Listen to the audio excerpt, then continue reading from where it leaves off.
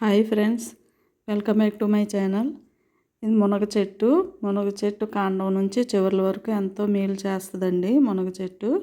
మునగాకు దొరికితే ఈ పొడిని చేసుకోవడం అస్సలు మిస్ అవ్వకండి. ఆరోగ్యానికి ఎంతో మేలు చేసి వందల వ్యాధుల్ని దూరం చేసే కమ్మని మునగాకు కారపొడి. మునగాకుని జ్యూస్ చేసుకోవచ్చు, పప్పులో వేసుకోవచ్చు, కారపొడి చేసుకోవచ్చు అండి. అలాగే మునగాకు పొడి మామూలుగా చేసుకొని నిల్వ ఉంచుకోవచ్చు, ఎప్పుడైనా వాడుకోవచ్చు. మరి తయారు చేసే విధానం చూద్దాము. మునగాకు తెచ్చిన తర్వాత ఒక రోజు ఉంచాలి.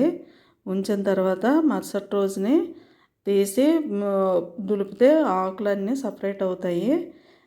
సపరేట్ అయినప్పుడు చిన్న పుల్ల ముక్కలు కూడా అందులోకి వస్తాయి. అవన్నీ కొంచెం పెద్దగా ఉన్నవన్నీ మనం ఏరేసి సపరేట్గా తీసుకోవాలి.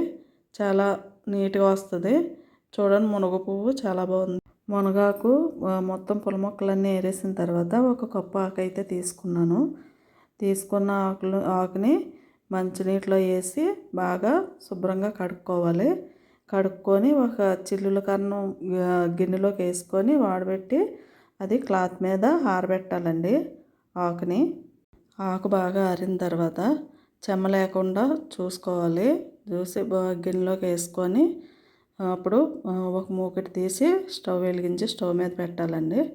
పెట్టి దానిలోని ఆయిల్ వేసి ఒక స్పూన్ జీలకర్ర, ఒక స్పూన్ ఏమో మినపప్పు, ఒక స్పూన్ ధనియాలు, ఒక స్పూన్ పల్లీలు వేసి బాగా వేగించుకొని అవి వేగిన తర్వాత మిరపకాయలు వేసుకోవాలి. 8 మిరపకాయలు వేసాను.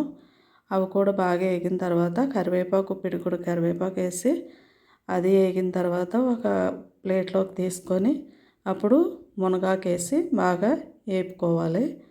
వేగించుకుంటే చేత్తో నలుపుకొని చూసుకోవాలండి. అది కరకరలాడుతూ అయిందంటే అది బాగా వేగినట్టు. అప్పుడు దింపేసుకోవాలి.